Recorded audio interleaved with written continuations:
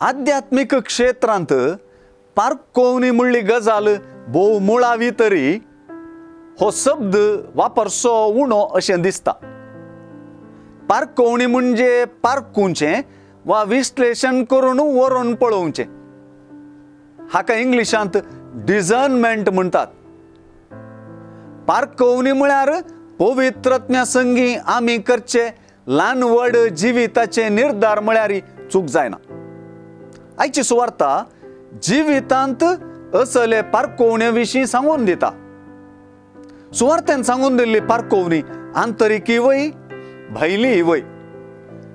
उतरांच्या वडवड पानांक बुलची ती गजाल न्हय, बगा रुखा वयलें फळादीक पोन पळोवन निर्धार करची रीत ती। वास्तविकताय आनी वस्तुसत्व वा सबस्टेन्स पळोवन करचो निर्धार तो। फोडकिरो प्रवादी आनी देवाच्या उतराचो नीज प्रवादी कोण म्हणलें सोदून काडूंक वा पारकोवणी करूंक सलीस न्हय म्हणलें जेजू सांगून दिता। फळादीक नाचुल्लो आनी बरें फळ दिनासलो रूख बेगीनच लांकडाक वेता। जेजून मनशाजीनी हेच गजालीक सरी केली।